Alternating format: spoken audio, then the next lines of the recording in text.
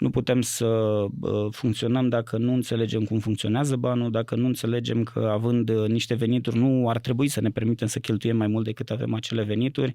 Deci toată partea aceasta de financiar cred că face sau ar trebui să facă parte din viața tuturor și în special din partea de business, tocmai pentru a te asigura că ai succes și că reușești să aduci venituri adiționale în viitor astfel încât să te susții, indiferent că vorbim personal sau business. Și unde sunt cele mai multe transformări pe care tu le-ai observat în ultima vreme? Pentru că ne-ai dat perspectiva departamentului pe care îl conduci, a companiei, un pic și a industriei și povesteam încă de la început că totuși trăim într-o lume post-criză sau sperăm să ajungem acolo, ceea ce înseamnă că au fost multe transformări. Unde le observi cel mai mult și care au fost niște experiențe despre transformările Zice pe care că le-ai văzut? sunt 3, dar în principal sunt 2 care o transformă pe a 3-a. Da, aici mai am o curiozitate, că mi-a plăcut foarte mult formularea asta a ta. Criza ar trebui să facă parte din business, nu să fie doar ceva de care ne lovim și pe care o rezolvăm doar atunci când e reală și lucrurile devin mai complicate. Și sunt curioasă cum anume arată practicile astea care să ne permită să facem criza parte din business atunci când ne uităm la dinamicile din interiorul echipei. Și mi-a plăcut foarte mult când ai zis înainte că Bosch are o anumită reticență față de instrumente AI. E o reticență pe care eu observ în piață la multe companii mari, spre deosebire de mediul ăsta antreprenorial care, după părerea mea, este mult mai receptiv la instrumente de AI. Eu cred că orice mesaj negativ câteodată poate fi împletit cu unul pozitiv sau poate fi schimbat într-o zonă pozitivă. Și o să vă dau un exemplu pe partea aceasta de muncă, de business, de financiar, de controlling chiar și implementarea digitalizării.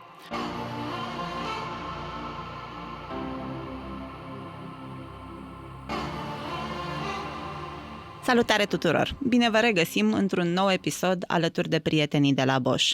Astăzi vorbim despre incertitudine la nivel economic, dar nu numai, și mai ales despre cum anume putem să ne pregătim pentru ea. Și îl am alături de noi, ca de obicei, pe unul dintre specialiștii din Bosch, care să ne fie alături în a putea să învățăm împreună care sunt practicile din interiorul organizației, care sunt dificultățile pe care le întâmpină și ce anume putem să luăm pentru propria noastră practică profesională, fie că suntem noi înșine specialiști în mari organizații sau suntem antreprenori, freelanceri, oameni care își doresc să dezvolte business-uri în alte formate. Pentru a ști de la început cu cine stăm de vorbă, vă spun și câteva cuvinte despre Ovidiu. Ovidiu Căruntu este Head of Controlling la Bosch Global Business Services Timișoara, unde conduce un departament complex format din peste 200 de specialiști și care deservește în momentul acesta 13 divizii centrale la nivel global. Are o experiență de peste 15 ani în domeniul financiar și s-a alăturat Bosch în 2019, deci exact înainte de pandemie, într-un moment de pionierat, pentru că la momentul ăla a contribuit la construirea și extinderea unui serviciu de controlling de la zero și o să aflăm astăzi un pic mai mult de la el ce înseamnă controlling-ul și cum anume e diferit de jobul de departament financiar, cum anume reușește el să ne pregătească pentru aceste incertitudini din viitor despre care vă povesteam. A construit o structură matură, strategică și orientată către performanță în acest departament, oferind analize financiare, planificări bugetare, soluții care să susțină deciziile strategice ale organizației. E recunoscut în momentul ăsta în companie pentru abordarea sa vizionară și curajul de a implementa idei inovatoare și capacitatea de a forma echipe unite și motivate. La nivel personal, Ovidiu este din Drobeta Turnu Severin și trăiește în Timișoara de aproape 2 decenii. A absolvit Facultatea de Economie și Administrarea Afacerilor și are un master în Administrarea Financiară a Afacerilor, iar în afara biroului își regăsește echilibrul în natură prin pasiunea sa pentru pescuitul sportiv. Dorin, mulțumesc tare mult că facem episodul ăsta împreună. Yes! Salutare tuturor, mulțumesc, Luci! Ovidiu, mulțumim tare mult că ești astăzi cu noi aici. Bine v-am găsit și sunt încântat că sunt astăzi alături de voi aici. Ca să începem conversația, o să pornesc din punctul ăsta. Avem un studiu publicat de Harvard Business Review care ne spune că organizațiile care îmbină practici de, cum să le zicem, control al costurilor, cu investiție inteligentă în inovație și în marketing, performează mai bine post-criză, pentru că acum suntem într-un moment în care ne uităm la ce o să se întâmple după perioada asta, cu 37%.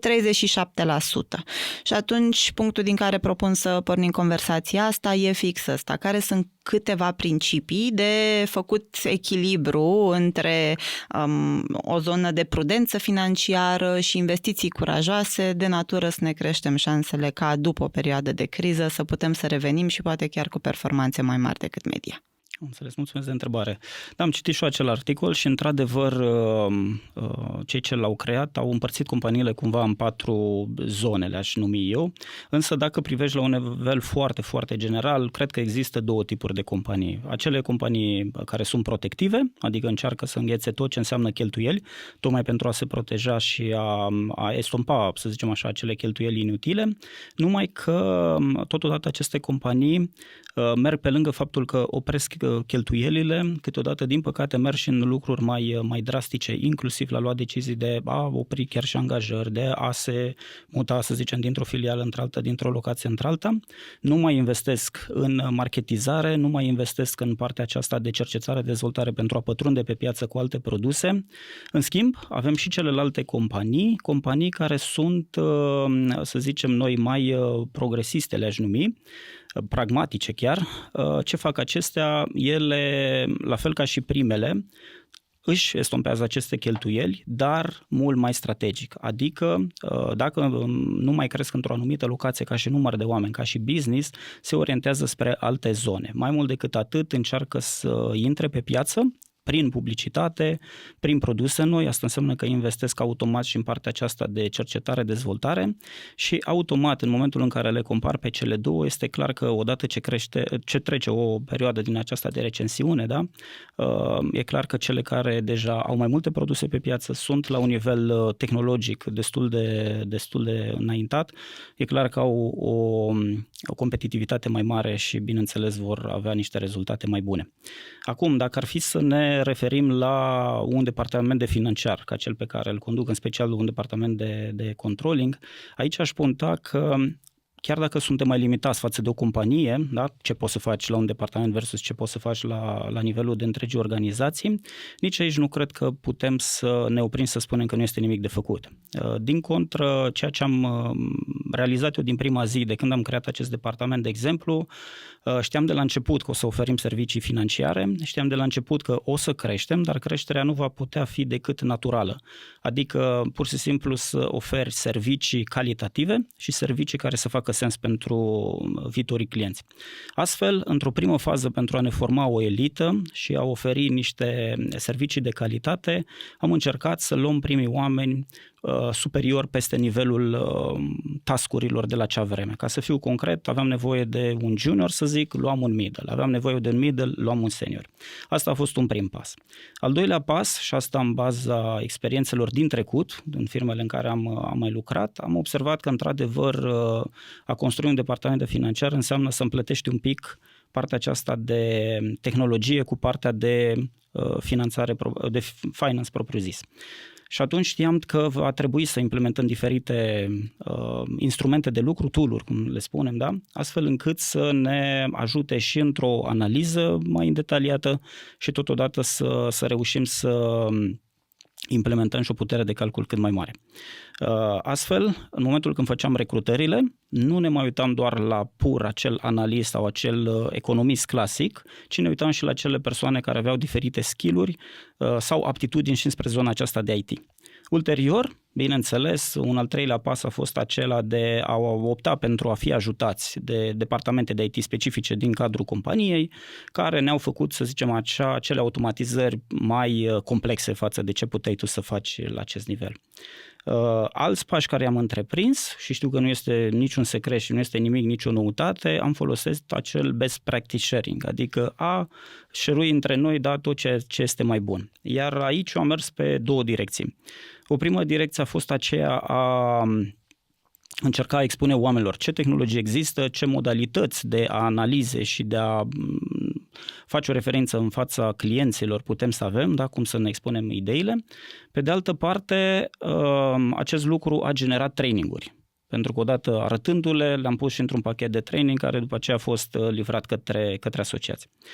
Mai mult decât atât, am venit cu a doua etapă și anume, după ce le-am arătat toate chestiunile acestea, bun, ce anume sau cu ce anume vă întâlniți voi astăzi și totuși nu vă descurcați suficient de bine sau ați vrea să îmbunătățiți pentru mâine. Adică a pune presiunea invers, astfel încât și ei să vină cu acele probleme de care se loveau. Și astfel, făcând un pachet din cele două, practic am ajuns ca să avem și o librărie de materiale de traininguri, să avem și oameni deja setați cu acea mentalitate că, într-adevăr, tehnologia nu este atât de rea în viața de zi cu zi și totodată să ai și un departament performant. Iar un alt aspect care l-aș preciza ar fi acesta de lesson learned, pentru că odată ce am făcut fie tranziții, fie, nu știu, ne-am întâlnit nu numai cu cazuri fericite, ne-am întâlnit chiar și cu aceste minunate escaladări, da? În momentul în care, să zicem așa, treaba pe care o făceam nu era destul de ok, atunci am început să facem aceste brainstorm-uri în care, pur și simplu, încercam să ne dăm seama ce a mers, ce n-a mers, ce putem să aplicăm mai bine data viitoare față de cum făcusem într-o primă instanță. Mie mi se par niște exemple foarte bune de îmbinare între companiile de tip protectiv și companii de tip progresiv, cum le numeai la început. Dacă ne uităm un pic la departamentul ăsta financiar ca și parte din organizație, ce sunt curios este dacă aceste lessons learned, de exemplu, sau aceste practici de împărtășire a rezultatelor le vedeți și în contextul organizației, nu numai în contextul particular al departamentului, și extrapolând un pic cam care ar fi niște oportunități. Cum putem în situație de criză, nu doar la nivel de departament, dar la nivel de organizațional, să ne uităm la oportunitățile care apar, să mergem către zona asta de progresie, dacă e. Da, foarte bună întrebare. Normal că toate deciziile care le iei la nivel de departament la un moment dat se reflectă asupra întregii companii și în special o companie, eu zic, ca să poată să funcționeze destul de bine, nu ar trebui să se întâlnească doar cu perioade de crize, ci criza cumva ar trebui să facă parte din business. De ce spun asta? Pentru că atunci ne pregătim și suntem conștienți de unde ne aflăm, care sunt costurile noastre, care sunt veniturile reale, în ce putem investi și în ce nu. Având o astfel de mentalitate, atunci, într-adevăr, presiunea va fi pe costuri, este clar, iar această presiune pe costuri tocmai va fi după aceea distribuită la cel mai mic nivel, astfel încât să vezi cum poți să te mulezi pe situația respectivă. Iar exact cum ziceai, da, odată ce ai această mentalitate că trebuie să fiu bun în fiecare zi și nu doar pentru că acum trecem o perioadă mai grea, automat trebuie să vii cu acele modalități de a ține costurile sau chiar a le reduce. Una dintre ele este exact cum amintisem anterior, este partea aceasta de implementare a digitalului în lumea noastră. Pentru că nu este vorba tot timpul de a crește, de exemplu, într-un număr de oameni, sute, mii și așa mai departe, este cum ai putea acei oameni la rândul lor să-i crești, da? Astfel încât, să zicem, începătorul de ieri să fie expertul de mâine. Asta cred că este foarte important de luat în calcul și asta nu poți să faci decât dacă le dai și oamenilor oportunitatea să facă lucruri mult mai mari și mult mai complexe, care să aibă un impact real. Cum poți să faci asta? Exact ce ziceam, tehnologii care să execute acei pași repetitivi, tehnologii care să execute acele activități foarte, foarte standard, deci sunt foarte ușor de înlocuit, iar oamenii din contră să aibă timp să analizeze lucrurile, să înțeleagă ce este în spatele business-ului, tocmai pentru a aduce plus valoare și nu doar a pierde foarte, foarte multă vreme pentru a construi un raport sau o situație financiară. Uite, aici mai am o curiozitate, că mi-a plăcut foarte mult formularea asta a ta. Criza ar trebui să facă parte din business, nu să fie doar ceva de care ne lovim și pe care o rezolvăm doar atunci când e reală și lucrurile devin mai complicate. Și, așa cum zicea și Dorin, una dintre recomandări e ca în perioadele de criză să putem să ne uităm și către oportunități care apar, să vedem care sunt lucrurile astea emergente și știm, de exemplu, din studiul făcut de cei de la Google pe peste 180 de echipe, că două dintre criteriile extrem de importante pentru a putea să avem destul de mult spațiu să ne uităm la lucruri emergente când în jurul nostru e criză, e să avem în echipe siguranță psihologică și vulnerabilitate, respectiv responsabilitate împărtășită. Și sunt curioasă cum anume arată practicile astea care să ne permită să facem criza parte din business atunci când ne uităm la dinamicile din interiorul echipei. Aș începe prin faptul că orice decizie și orice impact care se întâmplă, până la urmă trebuie să înceapă, sau orice mesaj care vine ar trebui să înceapă cu o proprie reflexie. Adică să înțelegi foarte bine unde te afli, ce rol ai, care sunt, să zicem, acțiunile tale, strategiile tale, unde trebuie să ajungi. Câteodată, inclusiv compania îți dă aceste strategii, bineînțeles, ele sunt la un nivel, să zicem, mai general, dar nu cred că suntem datori ca tot timpul doar compania să vină cu o strategie în spate sau să-ți dea punctele următoare, cât și noi, până la urmă, de asta suntem profesioniști și asta este jobul nostru, să-l facem cât mai bine. Mergând pe scara aceasta de să zicem, decizii care vin de sus și cum sunt ele implementate, odată ce ai făcut această reflexie, automat ți-ai dat seama care sunt și limitările tale, care sunt acele lucruri pe care poți să le descoperi sau poți să le faci împreună cu colegii, chiar nivelul următor de sub tine sau chiar asociații la rândul lor, dar cred că contează foarte mult și modul cum practici această relaționare între părți, și anume transparența, cu alte cuvinte. Fără transparență, fără a ne asigura că avem, să zicem, acel bridge sau acel pod, da, de credință între ambele părți, nu va funcționa. Iar acea credință nu poate fi construită de pe azi pe mâine, nu poate fi construită peste noapte. De asta tot timpul aș vedea ca managementul într-o primă fază să fie cel care întinde mâna, urmând ca ulterior, bineînțeles, și angajatul să întindă mâna și împreună să ducă spre un echilibru. Dar, totodată, consider că odată ce ai făcut această, să zicem, conexiune cu oamenii, un lucru de care, din păcate, mulți manageri fug este acela de a-și cunoaște oamenii. Ok, cum arată asta? A cunoaște înseamnă, din păcate, în mintea multora, a manipula. De ce? Pentru că a cunoaște un om și a ști ce poți să faci cu el sau prin el, este clar că trebuie să-l înțelegi cum gândește, cum funcționează, ce anume îl motivează, ce anume îl demotivează, care sunt limitările și așa mai departe. Și da, poți să mergem spre practica de manipulare, dar nu despre asta discutăm, ci discutăm a-l cunoaște pentru a ști cum să-i adresezi acel mesaj. Pentru că de multe ori managementul zice, ok, am luat decizia asta, o să trimitem un mail în care explicăm și ne așteptăm că măcar 80% din oameni să înțeleagă acel mesaj. 20% nu. De ce? Pentru că, nu știu, din diferite motive. Eu aș zice că chiar și cei 20%, dacă știi cum să practici acel mesaj să-l transmiți, poate să se reducă. Că ori fi 5%, cum zicem noi, și hater și așa mai departe, ok, ori fi, dar sigur atingi aproape spre 100%. Și atunci, ca să poți să faci un mesaj cât mai eficient pe limbajul tuturor, cred că acele mesaje care sunt, nu știu, foarte directe, adică nu necesită multe explicații, cred că pot fi date într-adevăr printr-un mail sau un comunicat în online și așa mai departe, dar la acele mesaje, să zicem, foarte senzitive, trebuie să se întâmple în modul de adunare, da? Fie într-un birou, fie într-o sală, fie chiar într-un Teams, unde anume poți acolo să prezinți, chiar să repeți acel mesaj de mai multe ori, tocmai în formate diferite, astfel încât să ajungi, să zicem așa, la urechile tuturor și a nu exista acel mod de reinterpretări sau pur și simplu neposibilitatea de a exista acel feedback, acele întrebări puse, tocmai ca să poți să stingi, să zic așa, orice altă întrebare sau foc ar putea apărea. Aici aș vrea să completez un pic, pentru că în pregătirea acestui episod mă uitam pe un raport de la Deloitte, CFO Signals, în 2025, și mi s-a părut foarte interesant că în acel studiu zicea așa că peste 70% din directorii financiari din organizații înțeleg și susțin ideea că deciziile financiare au impact și în cultură. Și aici voiam să te întreb specific, mai ales în situații de criză în care puterea departamentelor financiare este clar mai evidentă decât în alte situații, cum putem să ne asigurăm că aceste decizii financiare susțin moralul echipei? Adică ăia 80% pe care îi și numei tu, că ori mai fi și hater pe acolo. Dar cum putem îmbina concret decizii financiare care s-ar putea să fie mai nepopulare, de exemplu, cu susținerea moralului echipei. Dacă aceste decizii financiare într-adevăr vin de sus, să zicem de la managementul de top, cred că într-o primă fază ar trebui să treacă prin filtrul minții managementului. Ce înseamnă asta?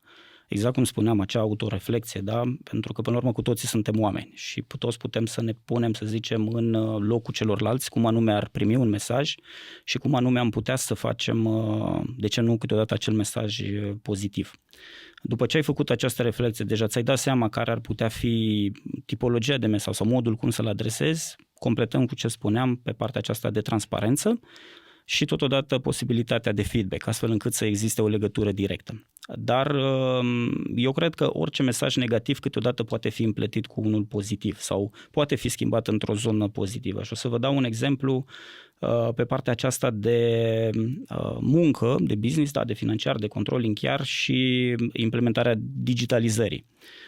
Când s-a pus problema, ok, hai să implementăm digitalizare, indiferent că vorbeam de tool-uri simple sau chiar partea aceasta de AI, bineînțeles toată lumea era speriată, vai, dar ce se întâmplă, cum se întâmplă și așa mai departe. Iar în momentul în care oamenilor li s-a pus pe tapet, să zic, problemele cu care ne confruntăm, adică trebuie să reducem costurile, trebuie să folosim oameni, nu neapărat că toată lumea gândește când vorbim de acea productivitate, compania face productivitate, automat omul trebuie să meargă în partea aceea de overtime și foarte mult stres pe toată lumea.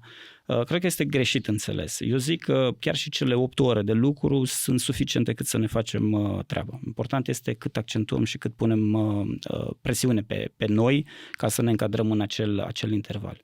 Iar în momentul în care împletim tool-ul, da, cu eliminarea celor etape standard sau acei pași de care vorbeam că sunt foarte repetitivi, atunci realizăm că într-adevăr, nu numai că includem acel tool în viața noastră, ne va și ajuta, totodată avem timp într-adevăr să ne ducem într-o altă zonă și deja să mergem înspre zona de experți unde înțelegem procesele end-to-end și nu ne mai limităm, fie cum practicăm câteodată, da, dăm vina pe colegul din stânga și din dreapta, nu putem să avem timp să ne ocupăm end-to-end de un proces și da, suntem responsabili dacă va merge în direcția bună sau nu, pentru că noi suntem la cârma acelui proces. Iar chiar dacă, exact cum porneam de la întrebare, într-o primă fază ne speriem, vai, cum putem să implementăm tool-uri, da? Cum putem să facem această chestie, pregătind oamenii cu training-uri și făcându-i apți pentru a implementa acele tool-uri, după aceea a se folosi de ele și a vedea beneficiile că într-adevăr există acel timp și acea dezvoltare a lor până la urmă profesională, care automat se va reflecta pe toate planurile, da? Cred că pot să transform, exact cum ziceam, o chestie negativă privită la început într-o chestie foarte pozitivă. Este doar de a privi, cum spun eu de multe ori, 360 și nu doar înainte și atât. Altceva nu există în jurul nostru. Deci folosirea instrumentelor AI înțeleg că începe sau este deja o constantă în ceea ce faceți voi acolo. Folosirea instrumentelor AI mă ajută la decizii, dar corect. Deocamdată nu iau decizii pentru noi, adică aceste lucruri. Dacă ar fi să ia decizii, la partea asta de comunicare, când comunicăm deciziile dificile, de exemplu, cât de importantă e, transparență, să explicăm oamenilor de ce au fost aceste lucruri și cum reușim să o facem într-un mod cât mai empatic. Aici există foarte multă literatură în speța asta. Chiar mă uitam pe un studiu de la McKinsey care spunea despre comunicarea nu numai eficientă, dar și transparentă, în sensul în care chiar dacă nu am toate informațiile, să reușesc să comunic în continuare. Și în contextul în care instrumentele AI devin parte din viața noastră de zi cu zi, putem, dacă tot către AI, partea de comunicare sau e mai degrabă umană aici? Astăzi ați menționat că este umană, pentru că nu putem să mergem doar cu un tool în fața oamenilor și mai ales să transmită mesaje poate senzitive, poate câteodată nu cele mai pozitive și plăcute. Chiar dacă AI-ul este folosit sau începe să prindă putere din ce în ce mai mult pe diferite procese, încă cel puțin pe zona aceasta interumană a zice că este foarte util pe partea de a da informații care să fie interogabile ulterior, adică pur și simplu să te ghideze pe pași, pe procese, dar nu cred că în momentul de față ar face sens, cel puțin astăzi, da, a fi implementat pe partea aceasta. Până la urmă suntem oameni cu toții, este normal să existe acea empatie, să cunoaștem, cum aminteam la o altă întrebare, să cunoaștem oamenii din jurul nostru, pentru că indiferent dacă ne place sau nu, cu toții avem și zile bune, avem și zile rele și trebuie să fim conștienți de aspectul acesta. Dacă oamenii, indiferent cât de gravă este problema cu care se confruntă, pentru el este o problemă. Și dacă omul tău nu poate să dea 100% din ceea ce tu ai avea nevoie la el în cadrul jobului, este clar că trebuie să fii conștient de lucrul acesta, să o lași mai moale, să zic, atunci și să lași un alt coleg să ajute sau să intervină până când acea persoană, să zicem, a trecut peste acel impas. Asta vreau să nu fiu înțeles greșit, nu înseamnă că tot timpul înțelegem, pentru că această înțelegere și empatie trebuie să funcționeze de ambele cazuri. Adică și managementul, clar, trebuie să înțeleagă când există probleme, dar și viceversa, când și managerul sau compania are o presiune sau este nevoie ca noi să fim acolo cât mai apți să funcționeze în ambele direcții. Dar revenind, într-adevăr, consider că AI-ul astăzi este foarte bun pe partea aceasta de training-uri, de interogări, poate pe parte chiar și de vânzări, de ce nu? Da? Mai ca și instrument până la urmă. Ca și instrument, exact. Dar aș vedea totuși latura umană trebuie să rămână latura umană atâta timp cât există empatie, cât lucrăm cu oameni și nu doar avem niște roboței care completează niște date. Nu așa aș privi lucrurile.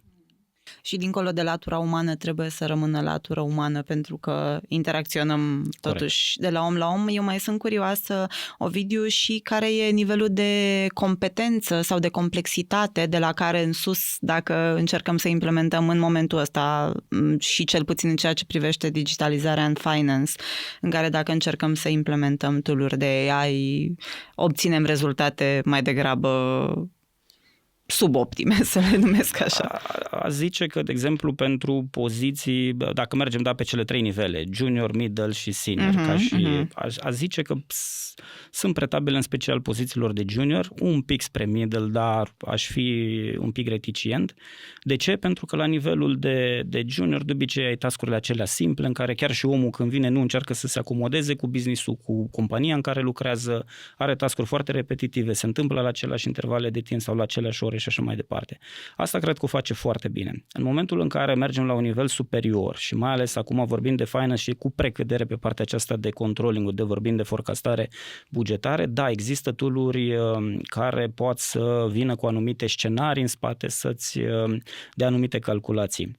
Acum recunosc că în compania Bosch, da, asta se folosesc încearcă să se folosească, dar cu reticență. În alte companii unde tot așa am avut un trecut, am folosit deja mai intensiv aceste tool-uri, însă la acea vreme probabil că nici tehnologia nu era foarte avansată, dar nu a fost chiar un rezultat pozitiv.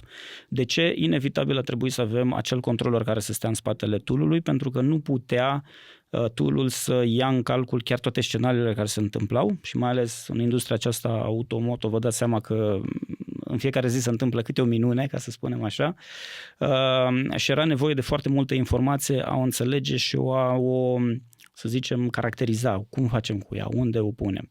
Iar în momentul în care luai, de exemplu, da, un buget făcut de acel tool și un buget făcut de om, unde aveai business liniar, era clar că se întâmplă și tool-ul are la fel ca și omul, dar unde deja se punea problema de specific, aș putea spune că dădea un fel destul de mare. Mai am o curiozitate aici, că doar ce ai spus și ai spus și mai devreme tu legat de cum îmbinăm prudența cu inovația. Ai zis că unul dintre lucrurile pe care le vezi ca best practice e să angajăm oameni care sunt highly skilled. Dacă avem nevoie de un junior, ne ducem mai spre middle, dacă avem nevoie de middle, ne ducem spre senior și tot așa. Și acum, dacă tool-urile de AI sunt destul de competente la a face task-uri de junior, întrebarea mea e pentru cei care se uită la episodul ăsta și care poate că sunt la început de drum profesional și își doresc să meargă către o direcție de tipul ăsta, ce se întâmplă cu juniorii în piață? Unde îi poziționăm, dacă îi poziționăm? Este o bună întrebare și este clar că tot timpul vor fi juniori. În perioada asta în care suntem în perioada aceasta, într-adevăr, ce aș putea sugera este a fi foarte flexibil și nu este valabil doar pentru junior, este valabil în special pentru, să zicem așa, toate clasele, adică și middle și seniori. Trebuie să fim flexibili cu joburile pe care le avem, în sensul că ele vor suferi modificări și pe viitor. Da? Asta înseamnă că trebuie să avem adaptabilitate la tot ce se schimbă, fie că vorbim de jobul în sine, fie că vorbim de partea aceasta de noi sisteme care apar. Dacă vorbim de juniori, aș pune accentul într-adevăr pe partea aceasta de IT, în primul rând, a se interesa, chiar dacă nu faci o facultate de profil, dar măcar cum funcționează, ce se întâmplă, și asta înseamnă că aprofundarea în universități în special ar trebui să fie din ce în ce mai mare. Există programe, de exemplu, susținute de voi, programe duale în avem universități? colaborări, de exemplu, cu Universitatea din Vest, cel puțin pe zona de Timișoara, unde acolo, într-adevăr, avem proiecte în care luăm studenți, încercăm să îi integrăm în cadrul companiei, facem programe de controlling. Chiar am avut, la un moment dat, când am dezvoltat departamentul, am avut chiar 2 academii în cadrul Bosch-ului pentru junior, exact, pentru a putea să-i trainuim și să le dăm posibilitatea ulterior să lucreze alături de noi. Și chiar sunt bucuros că undeva la aproape de 100%, 98% am reușit să integrăm toți studenții în cadrul departamentului, da. Pentru că era acel boom de expansiune, de dezvoltare și aveam nevoie, să zicem așa, de minți proaspete care să ne ajute. Nu mai suntem acolo acum, corect? Nu mai suntem acolo. Ca să ne calibrăm așteptări. Deja acum suntem la nivelul în care, într-adevăr, vorbim de profesioniști, aș putea spune, pentru că și munca de-a lungul celor 6 ani de când cel puțin mă ocup de acest departament s-a schimbat complet. De la, cum spuneam, task-uri foarte simple până astăzi, unde deja vorbim de a arăta președinților datele financiare și nu doar cu, nu știu, managerul centrului de coș și atât. Eu aș vrea să mă duc un pic în zona asta de schimbare de mindset, până la urmă, din tot ce am vorbit până acum, și mă leg și mi-a plăcut foarte mult când ai zis înainte că Bosch are o anumită reticență față de instrumente AI. E o reticență pe care eu observ în piață la multe companii mari, spre deosebire de mediul ăsta antreprenorial care, după părerea mea, este mult mai receptiv la instrumente de AI. Acum presupun că reticența poate veni și din, nu știu, confidențialitatea datelor și alte lucruri și că tot povesteam noi înainte de episod, inclusiv de halucinare care apare. Bine, eu cunosc și oameni care halucinează, dar instrumentele devin tot mai complexe, situația devine tot mai dificilă, dacă e, sau impredictibilă în jurul nostru. Și vreau să te întreb pe tine ce te ajută să te păstrezi calm și creativ în condițiile în care presiunea cu sau fără AI crește în jurul nostru. Pot să spun că cumva o retragere din mediul acesta tumultos, în care toată ziua ne lovim de tot felul de probleme. Totodată, de exemplu, dacă provine, să zicem, stresul special de la tot felul de decizii care trebuie să le luăm sau să le implementăm, contează foarte mult și echipa pe care ți-ai construit-o în jurul tău. Pentru că de multe ori soluțiile pot să vină chiar și de la cei din jur, nu este obligatoriu ca numai tu să fii cel care ghidează sau care trage, să zicem așa, direcția. Iar retragerea asta aș putea să o leg chiar și cu un hobby de-al meu, chiar dacă sunt o persoană destul de energică, cel puțin pentru cei care mă cunosc, îmi place foarte mult pescuitul. Iar pescuitul este un sport, dacă mergem dincolo de clasicul, că toată lumea când vorbește de pescuit își imaginează acel pescar cu acea, să zicem, cască de paie sau pălărie de paie, da, stând sub un copac și așteptând acolo să treacă peștele, este mult mai complex decât atât. Este de diferite categorii, eu mă ocup de method feeder, dar ce reprezintă în linii mari, și o să leg un pic și cu business-ul, exact ca și în business, nu mergi doar pur și simplu la întâmplare, da? Trebuie să mergi pe acel lac, trebuie să cunoști zonele sau să identifici acele zone unde sunt peștii. Asta înseamnă că trebuie să identifici acele oportunități care ți le oferă mediul de business, dacă e să facem paralela. Totodată trebuie să pregătești și atunci în funcție de, nu știu, intensitatea luminii din ziua respectivă, presiunea atmosferică și tot felul de alți factori, deja știi cam ce fel de strategii, dacă business sau mumel, trebuie să implementezi. Da? Iar odată ce ai început, o să pară ciudat că spun asta, dar dacă o să urmăriți niște competiții, o să vedeți că Odată ce ai făcut pașii ăștia, bineînțeles mai sunt și tot felul de secrete, dar odată ce ai făcut pașii, peștele vine la minut chiar și nu stai să aștepți. Și atunci de asta, dacă o să vă uitați la un concurs, o să vedeți că vorbim de sute de kilograme prinse. Interesant, nu știam și asta, nu doar o simplă chestie, te duci acolo și ai prins un pește o zi întreagă. Iar asta, de exemplu, pe mine mă încarcă cu energie, că din nou pot să-mi practic cumva skill-urile astea și de lider și de strategii, dar totodată mă ajută și din perspectiva naturii să mă încarc și pozitiv și nu tot timpul să fiu doar în sfera asta. Cam astfel. Uite, mă leg de unul dintre lucrurile pe care le-ai spus și anume că soluțiile nu trebuie să vină tot timpul de la tine. Și sperăm că dacă tot construim echipe foarte competente, chiar vrem să vină și de la ceilalți oameni. Și întrebarea e, tu ești în departamentul de finance, specific controlling. În primul rând vreau să verific cu tine dacă e perceput sau nu e perceput ca fiind rigid domeniul ăsta, că la mine așa ajunge. Vorbesc de finance, acolo am niște reguli, norme pe care n-am voie să le încalc și întrebarea numărul 2 e cum stimulezi creativitatea, colaborarea, inovația, cum spargem regulile și cum ne încălcăm atunci când suntem într-un departament din ăsta. Da, domeniul financiar într-adevăr este unul rigid, dar să nu uităm că în spatele activităților stau oameni, ca mine, ca voi, și de obicei oamenii sunt flexibili. Dacă vorbim strict de financiar, acel domeniu într-adevăr este rigid pentru că există niște reguli care trebuie să le aplicăm. Controlling-ul, pe de altă parte, îți lasă un pic de, să zicem așa, de joc. De ce? Pentru că în primul rând trebuie să fii vizionar, trebuie să știi să lucrezi cu numerele, trebuie să știi să creezi scenarii astfel încât să ajungi la cele rezultate pe care le spui și le iei în calcul și totodată trebuie să fii foarte bun pe acest storytelling, adică să știi cum să creezi povestea astfel încât de la avea niște lucruri elementare, ajungi să creezi și un scenariu de bază, dar totodată și un scenariu care să fie luat în calcul de managementul căruia tu îl prezinți. Deci n-aș zice că este chiar rigid. Acum, legat de echipe, automat vorbim de autonomia echipelor, pentru că și compania în sine și eu sunt de aceeași părere că partea aceasta de micromanagement nu prea are ce să facă sens în viața de zi cu zi. Asta a nu înțelege lucrurile că trebuie să fii parte din echipă, că trebuie să ajuți când este cazul de ajutat și acolo unde este nevoie de a ghida oamenii trebuie să o faci, indiferent că vorbim de mentorat, indiferent că vorbim de a trasa acele puncte care într-adevăr, să zic, fac diferența între ideile anterioare cu care ei veneau versus când ai venit și cu viziunea ta. Dar totodată contează și partea aceasta de a te asigura că echipa funcționează. De ce? Majoritatea managementului cred că facem o greșeală și acum vorbesc în general și anume odată ce avem echipa începem să fim foarte, foarte angrenați în operațiunile zilnice. Ce se întâmplă și deja devenim, cum numim noi în engleză, acei pompieri, nu? De a stinge incendiile. Cred că rolul managementului și a managerului în special nu este acela. Eu zic că un manager sănătos ar trebui măcar un 30, dacă nu mai bine, la 100 din timp să aibă timp efectiv de a gândi de asta și a gândi ce se întâmplă mai departe.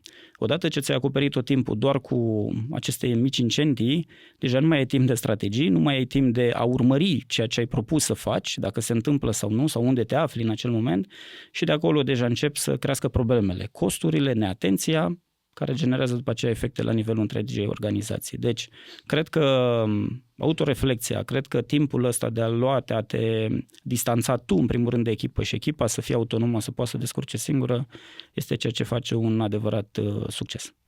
Și dincolo de rigiditate, că mi-a plăcut, așa este și percepția mea, voiam să te întreb așa, să ne clarificăm un pic diferența între financiar și controlling. Pentru mine s-ar putea să fie niște componente care se suprapun, dar cred că ar ajuta să definim un pic termenii, mai ales că termenul controlling pentru mine înseamnă, la prima impresie, micromanagement. Care ar fi diferența aici? Aș începe să spun că pe partea de financiar, să zic, financiarul lucrează în special de a ne asigura că avem toate, facturile, toate veniturile încasate, sunt toate declarate și în special lucrează pe partea aceasta cu declarații către stat, către tot ce înseamnă instituții și atunci normal, de asta ziceam că este un pic mai rigid, că trebuie să respecti regulile. Și este în special adresată părții acestea exterioare companiei. Acum, dacă vorbim de partea de controlling, deja vorbim de partea internă a companiei, adică cum prezentăm situațiile către management și managementul nu o să se mulțumească doar că noi am făcut cifră de afaceri de nu știu câte milioane, ci din contră va avea întrebări. De ce, cum și așa mai departe. Și uite, apropo de chestia asta ce spuneai, am un alt exemplu care tot îl dau în echipă tot timpul. Cum faci diferența între a fi un controller sau un profesionist și pur și simplu a-ți face meseria. Și meseria ți-o faci, de exemplu, nu știu, vine un manager de top la tine și te întreabă cât sunt vânzările în ziua respectivă, pe luna respectivă sau în anul respectiv. Un mail de la un om de finance o să fie: bună ziua, vânzările sunt de 20 de milioane, vă mulțumesc, dacă mai sunt întrebări, tot ok, da? Eventual cu virgulă. Adică, eventual cu virgulă, așa, exact. Da. Ceea ce este corect, adică nu poți să spui că acel job nu este ok. Doar că întrebarea este, noi vrem să atragem business, vrem să creștem, vrem să avem mai multe poziții de financiar, vrem să acaparăm toate posibilitățile să fie făcute, de ce nu, din România. Și atunci cum poți să faci chestia asta? În loc să dai acel mail, te adresezi, de exemplu, bun, la întrebarea dumneavoastră, veniturile într-adevăr sunt cele 20 de milioane, dar ele vin de pe piețele, nu știu, din Asia, din Europa, din America, mai mult top 3 sau top 5 produse care înregistrează cel mai multe vânzări sunt acestea și clienții pe care îi afectăm sunt aceștia. Sunt niște informații adiționale. Dar nu uitați că și managerul respectiv la un moment dat se duce într-un alt board de management unde și ei pun tot felul de întrebări. Și atunci calitatea informației va fi cascadată până la cel mai înalt nivel. Iar odată ce faci chestia asta, pe lângă că tu vei învăța business, că deodată și tu ți-ai dat seama ce se întâmplă cu cele 20 de milioane și de unde câștigăm sau pierdem, pe de altă parte sunt convins că și recompensa inversă, adică de la management către asociat, va fi vizibilă și sigur se va întâmpla. Mi se pare foarte fain și mai ales că ziceai înainte și de acele lessons learned, practice sharing, adică să înțelegem și business-ul până la urmă. E ceva în afară de business necesar pentru un om de finance să înțeleagă, nu știu, industria din care lucrează sau niște cunoștințe de business sunt suficiente ca să adreseze tipul de răspuns pe care l-ai dat? Cât de important e să cunoască și industria din care face parte? Cred că este destul de important ca toată lumea să cunoască partea aceasta sau măcar o parte din sfera de economie, pentru că dacă mergem dincolo și de industrie și de tot ce înseamnă business, ne referim până la urmă și la noi ca și oameni. Nu putem să funcționăm dacă nu înțelegem cum funcționează banul, dacă nu înțelegem că având niște venituri nu ar trebui să ne permitem să cheltuiem mai mult decât avem acele venituri. Deci toată partea aceasta de financiar cred că face sau ar trebui să facă parte din viața tuturor și în special din partea de business, tocmai pentru a te asigura că ai succes și că reușești să aduci venituri adiționale în viitor astfel încât să te susții, indiferent că vorbim personal sau business. Și unde sunt cele mai multe transformări pe care tu le-ai observat în ultima vreme? Pentru că ne-ai dat perspectiva departamentului pe care îl conduci, a companiei, un pic și a industriei și povesteam încă de la început că totuși trăim într-o lume post-criză, sau sperăm să ajungem acolo, ceea ce înseamnă că au fost multe transformări. Unde le observi cel mai mult și care au fost niște experiențe despre transformările Zice pe care că le-ai văzut? sunt 3, dar în principal sunt 2 care o transformă pe a 3. Sunt centralizările, descentralizările, dacă vorbim la nivel de financiar, adică acele mutări de joburi din diferite țări într-un hub, într-un share service și după aceea, bineînțeles, la un moment dat, pentru că și astea sunt ciclice, la un moment dat transmiterea înapoi în business-uri. Asta ar fi prima care, timp de câțiva ani de zile buni, 10 de ani, chiar vreo 15 în total, s-au întâmplat cam prin toate companiile. Și în contextul globalizării. Până la urmă, exact. După aceea discutăm despre tehnologie. Și acum nu mă refer strict AI sau orice tip de tehnologie, sisteme, pentru că nu mai putem să facem controlling și financiar pe hârtie. Nu? Și asta și-a spus cuvântul, pentru că atunci trebuia deja să investești în tine, să ai noi skill-uri, să înțelegi cum funcționează tool-ul, astfel încât să știi cum te afectează pe tine numere, iar ele împreună au generat roluri adiționale sau roluri mai complexe. De exemplu, aveam controllerul de ieri, unde munca era destul de tranșată, adică fiecare făcea anumite părticele din ea și atunci când aveai o întrebare, de obicei colegii te trimiteau de la unul la altul. Astăzi vorbim despre acest minunat business partner, da? Pe care mai nou toate companiile sau chiar și literatura de specialitate îl folosește și practic ce face? Eu l-aș duce chiar și la un nivel, poate sună pompos, dar la nivel de consultant. De ce? Pentru că el chiar trebuie să înțeleagă business-ul. ce se întâmplă, cum funcționează, acum nu la nivelul de fiecare cifră și cel mai mic detaliu în sine, dar este important a fi capabil să înțeleagă business-ul, să poată să vină cu acele scenarii care să facă sens pentru management, să ghideze managementul la deciziile cele mai bune. Comparativ cu colegii din trecut sau, să zicem așa, un controller clasic, unde de obicei putea să spună doar situația în baza a numerelor prezente și atât, dar fără să poată să genereze real niște scenarii în funcție de toate elementele care convergeau acolo. Uite, mai am o curiozitate aici, că noi am înregistrat sezonul trecut de podcast un episod despre foresight strategic și megatrenduri cu Diana Stafie. Ea lucrează în context antreprenorial și lucrează cu domenii diferite și ea ne povestea că există acest model după care se ghidează, care se numește STIP, care se uită la factori sociali, tehnologici, economici, de mediu, environmental, respectiv politici. Tu ai vorbit deja despre componenta tehnologică și sunt curioasă dacă rolul ăsta de business partner, inclusiv în industria voastră, are nevoie să aibă imaginea asta de ansamblu, inclusiv pe factori de mediu politici, categoric, context social și așa mai departe, și cum anume arată în practică. Da, categoric. În momentul când iei decizii, nu poți să iei decizii doar pur și simplu în baza numerelor. Pentru că tot timpul trebuie să vezi exact ce se întâmplă și acum o să vin cu o să pară un pic ciudat cu exemplele care le dau. A venit criza și un om de afaceri, să zic, un om de financiar poate să vadă anumite oportunități în aceste lucruri. Asta nu înseamnă că stai în spatele unor numere și efectiv te iei după ele, da, și vezi, ci pur și simplu trebuie să spui și rațional ceea ce se întâmplă. În momentul când a venit criza, au existat cel puțin 2 domenii care s-au dezvoltat extraordinar. Nu pe perioadă lungă de timp, dar suficient cât să atragă bani să dezvolte compania. Și unul dintre ele a fost zona aceasta de bricolaje, pentru că toată lumea a vrut să-și facă un birou acasă care să fie mai fancy, să relaxeze și nimeni nu și-a pus problema câți bani au făcut acele companii din pur și simplu vânzarea de birouri, de scaune, de tot felul de lumini și nebunii. Și al doilea, care și noi ca Bosch am avut niște cifre de vânzări record, aș putea spune, a fost pe partea aceasta de power tools, cum numim noi, de unelte. Pentru că oamenii stând acasă au început să-și repare prin casă, au început să construiască tot felul de chestiuni și într-adevăr s-a simțit. Asta ce înseamnă? Înseamnă că nu ai stat și doar te-ai uitat la niște numere, că n-aveai de unde să iei acele numere, ci mergi dincolo și anume, bun, cum mă influențează pe mine toate lucrurile. Iar în viața de controlling, de exemplu, cam așa se pune problema, pentru că indiferent că vii din partea de servicii, vii din partea de plant, să zic, da, tu practic trebuie să vezi orice obiect și știu că o să sune ciudat, dar orice obiect din jurul tău face bani și costă bani.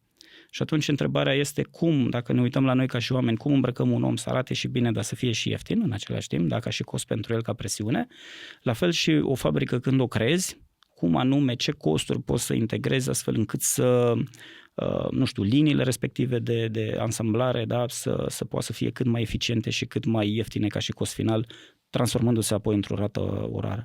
Deci, cu alte cuvinte, nu poți să iei doar factorul intern, ci trebuie să iei și factor extern și, bineînțeles, chiar și factori politici, dacă este cazul că activezi în diferite zone strategice. Transformările tehnologice, clar că ne-au dus pe mulți în situația în care ne regândim și business și existență personală.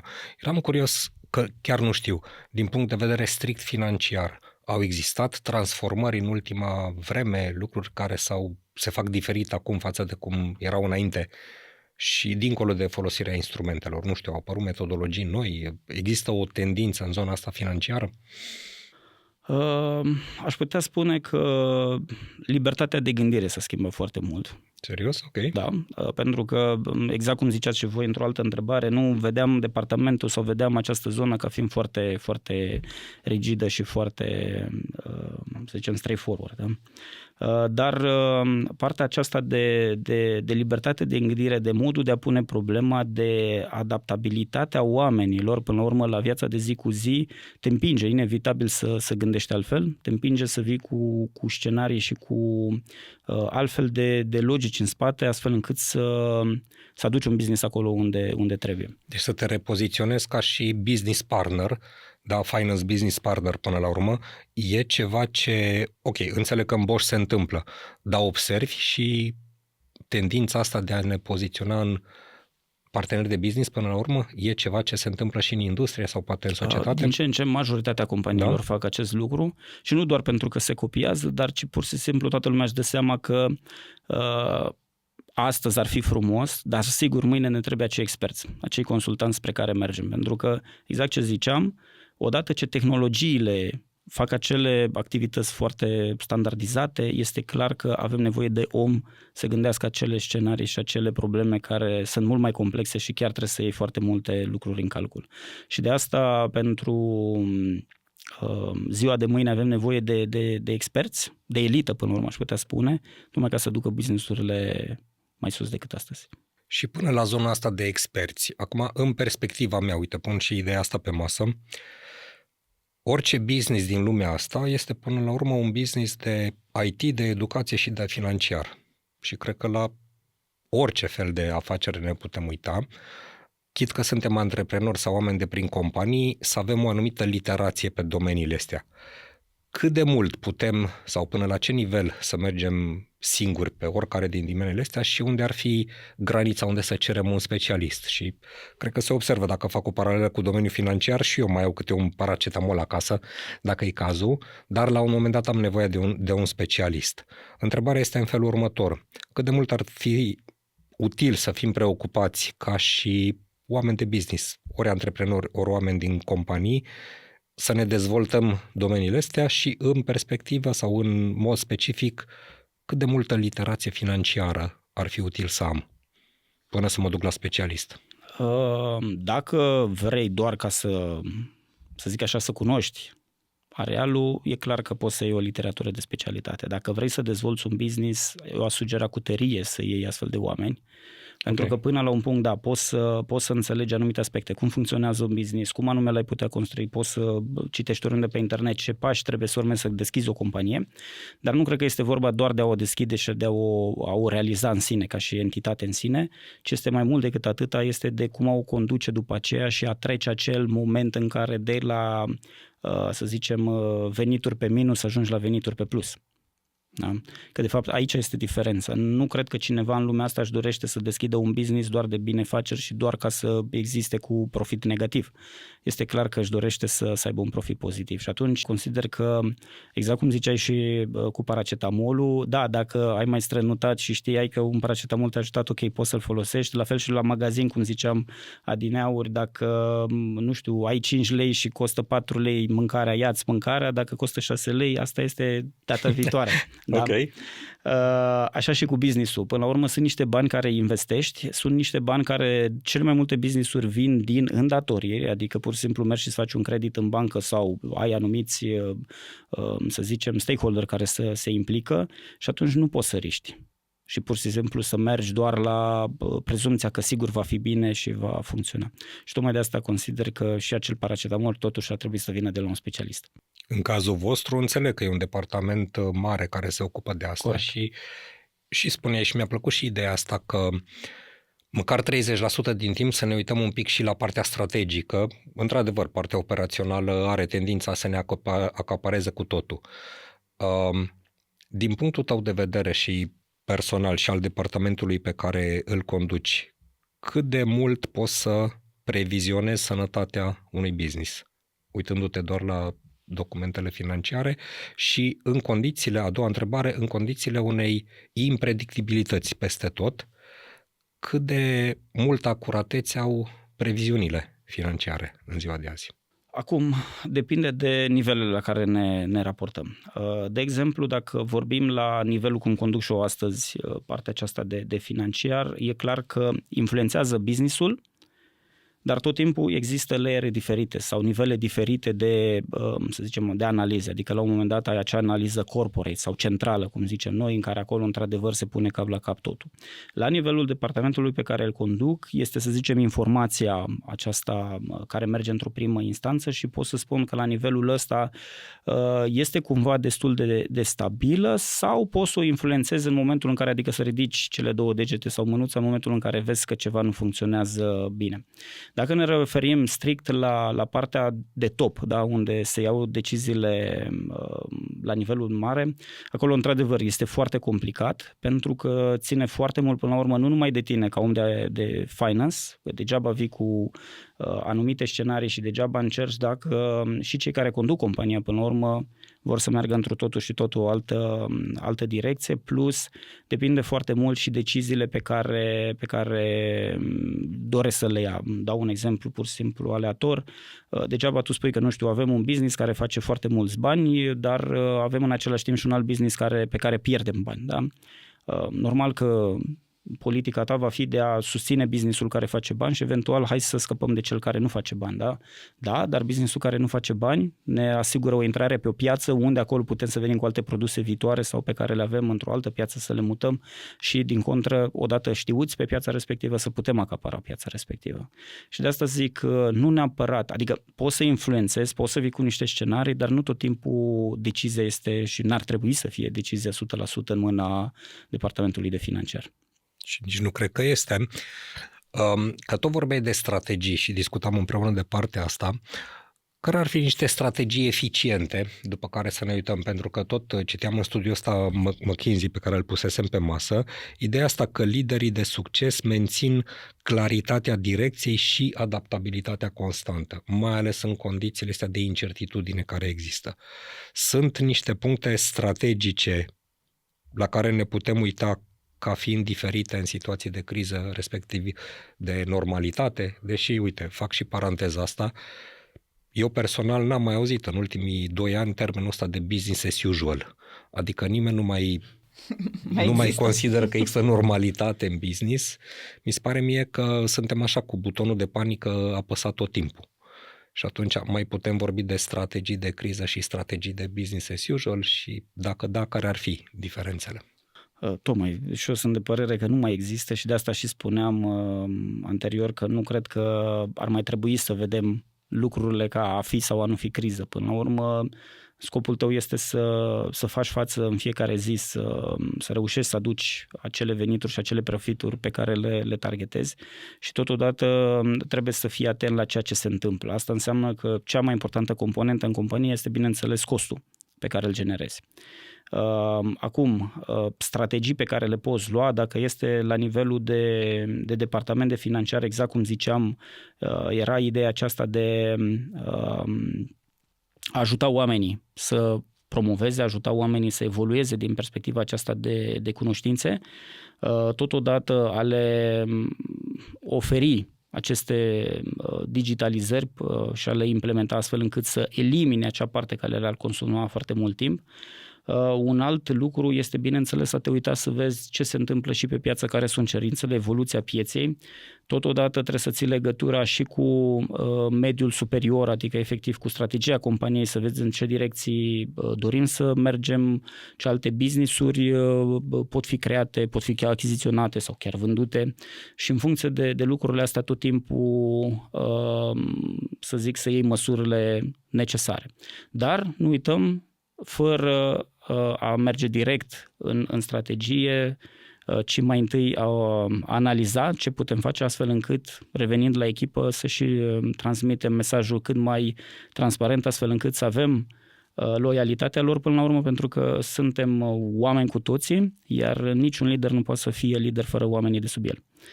Și atunci este important să avem de partea noastră. Și dacă ne uităm și la partea asta operațională, tactică, totuși conduci un departament mare, un centru de servicii, până la urmă cu niște sute de oameni. Și înțeleg și din ce s-a discutat anterior că aveți și preocuparea asta de a lua juniori, a-i crea, să devină, să progreseze în carieră. Din punct de vedere tactic, așa, cam ce te preocupă în viața de zi cu zi, mă refer la serviciu, într-o organizație totuși largă, organizație atât ca și departament pe care îl conduci, dar și organizația din care faceți parte. Care ar fi lucrurile tactice care necesită atenția ta?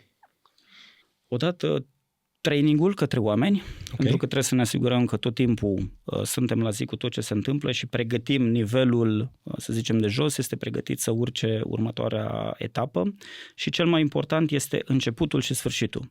adică junior și seniori. Ce facem cu seniorii ulterior, da? Pentru că la un moment dat au fost seniori, au fost luați pe seniori, dar ce facem mai departe? Și, de exemplu, de regulă îi folosim, ei sunt acei oameni cheie care încep să fie mutați din pozițiile respective sau din echipele respective pentru a prelua proiecte noi. Da? Deci încep să fie imaginea cum ar veni a departamentului tocmai pentru a acapara partea asta. Pe de altă parte, îi influențăm în a merge și a deveni acei profesioniști care să dea consultanță tuturor oamenilor din departamente, astfel încât să reușim să-i creștem, pentru că, da, trainingurile sunt foarte bune, de obicei sunt și într-un format fizic, adică efectiv cu un trainer în fața ta sau într-un format digital, dar nu suficient. Și atunci există cazuri specifice, pentru că trainingurile de obicei au un caracter mai standardizat, să zic, dar în momentul în care acești experți sunt disponibili pentru a putea face față și a răspunde la orice tip de problemă, nu numai un anumit caz. Iar ce mai contează foarte mult este partea aceasta de conștientizare. Adică toată lumea să fie conștientă de ce se poate face, care sunt limitările a tuturor, da, inclusiv și a noastră ca manageri, până unde putem duce lucrurile, pentru că chiar dacă tot am amintit de multe ori această dezvoltare, această promovare, toate se întâmplă la un anumit moment. Asta nu înseamnă că gata, am intrat pe porțile unui business, da, și deodată nu suntem decât într-o promovare continuă și așa mai departe. Toate au timpul lor când se întâmplă. Și uite, m-aș mai întoarce puțin, sau de fapt mai degrabă te-aș invita să ne uităm și puțin către viitor, specific în industria de automotive, către finalul conversației noastre, și la capitolul strategie eficientă ai spus tu, Ovidiu, că unul dintre lucruri este să fim conectați la evoluția pieței. În următorii ani, World Economic Forum ne spune că criza climatică urcă vertiginos în topul celor mai importante dificultăți pe care le întâmpină mediul de business la nivel global, și întrebarea este specific în industria automotive, ce fel de transformări solicită schimbările climatice în următoarea perioadă? Aș putea să fac o paralelă, să spun că criza, bineînțeles, în industria auto este mai persistentă și se simte mai accentuat, pentru că, într-adevăr, mediul în sine este unul mai accelerat, dar criza se va simți sau se simte la nivel de orice domeniu, orice aplicație. Nu cred că aș numi sau nu cred că aș vedea niște puncte specifice pe care le putem identifica, pentru că repet, și la un moment dat ziceai și tu, Dorin, se întâmplă foarte multe lucruri și este foarte greu să știi exact direcția sau unde se va merge. Dar ce pot să știu sau ce putem să facem până atunci este să fim pregătiți de orice. Aia înseamnă, ca să fii pregătit, înseamnă că trebuie să ai acea autonomie a echipelor, oamenii să se descurce și singuri, să ai acel timp pentru tine ca manager să poți să gândești strategii și cum anume poți să împiedici anumite lucruri negative să se întâmple sau cum poți să le eviți. Iar în al treilea rând este partea aceasta de a da și a primi încredere din partea oamenilor, pentru că odată ce i-ai aliați și tu, bineînțeles, ai grijă de ei, e clar că și în momentele nefaste poți să intervii și să mergi mai departe. Iar știu că și data trecută colegul meu Dan din podcastul anterior menționa de partea aceasta cu oamenii, cum este cel mai bine, și o să de aceeași părere că nu poți să conduci dacă nu ești în centrul oamenilor. La fel ca și el, și eu n-am un birou fizic, adică am un birou fizic, dar nu neapărat pot să-l numesc că ăla este birou permanent, ci pur și simplu tot așa mă mut. Îți mai limitat, ce drept, în cadrul departamentului de financiar, dar contează foarte mult și tu cum privești și cum ești disponibil. De exemplu, eu în trecut, astăzi recunosc că nici eu nu mai am atât de mult timp, dar în trecut îmi dedicam o anumită zi, pe anumite ore, astfel încât oricine, nu conta de la acel nivel, putea să vină și să avem o discuție, indiferent că era o simplă discuție, o consultare, sau inclusiv mergeam până în zonă de psihologie, de probleme personale, aș putea să zic. Dar da... Discuțiile la paharul cu apă. La paharul cu apă, exact. Dar da, face sens, pentru că astfel înțelegi oamenii, înțelegi cum funcționează, înțelegi tu la rândul tău, te autoeduci, cum anume traduci sau transmiți un anumit mesaj, și atunci te asigur că într-adevăr toată lumea merge într-o direcție și nu fiecare total în direcții diverse. Deci criza ca parte integrată din business, care să ne dea libertatea asta sau flexibilitatea să putem să ne așteptăm la orice neașteptat, Și ai zis tu, autonomia echipelor, timp pentru mine să pot să gândesc și strategic, alianțe bune cu oamenii din echipe și pe cât posibil să fiu acolo între oamenii cu care lucrez. Corect. În încheierea episodului ăstuia mai e ceva ce crezi că e extrem de important de pus pe lista asta pentru la capitolul cum anume ne pregătim și cum anume ne arătăm ca profesioniști în următoarea perioadă? Da, cred că atât. Ar fi partea aceasta de adaptabilitate, flexibilitate și aș numi eu și sinceritate chiar, da? Mai ales în mesaje și în feedback-urile pe care le dăm, indiferent că vorbim despre management către asociat sau invers. Iar adaptabilitate și flexibilitate aș accentua pe partea aceasta de a înțelege că joburile o să se schimbe, e inevitabil, că noi trebuie să învățăm alte lucruri și atâta timp cât tot timpul vom fi la curent cu ceea ce se întâmplă, sunt convins că vom avea cele mai bune rezultate, atât ca și companii, cât și ca oameni, ca persoane individuale. Acesta este un material gratuit prin care echipa Mind Architect contribuie la dezvoltarea personală și la cunoașterea de sine fundamentate în știință. Dacă vrei să aprofundezi subiectul pe care tocmai l-ai ascultat, devină și tu membru Mind Architect Premium, unde ai acces la peste 130 de materiale audio-video, rezumate infografice și recomandări de resurse. În plus, și poate cel mai important, întâlnirile MA Live, unde poți intra în direct cu echipa noastră pe teme care te interesează. Și acces la grupul de Facebook privat, unde ținem aproape de comunitatea abonaților. Iar dacă vrei să înveți în ritmul tău, te așteptăm pe mindarchitect.ro în secțiunea Online Academy, unde te așteaptă cursuri certificate, cu informație clar organizată, cu suport vizual excelent, teste și studii de caz. Poți asculta în continuare gratuit episoadele de podcast Mind Architect pe rețelele de podcasting precum Spotify, Apple Podcasts, YouTube și pe mindarchitect.ro. Iar dacă ți-a plăcut acest episod și crezi că i-ar face viața mai bună cuiva cunoscut, ne-am bucurat tare să ne ajuți cu un share. Conținutul Mind Architect nu este destinat și nici nu trebuie interpretat ca fiind utilizabil pentru a diagnostica, trata, atenua, vindeca, preveni sau un alt mod a fi utilizat pentru orice boală sau condiție medicală. Nu reprezintă substitut pentru consultație psihologică sau pentru muncă terapeutică.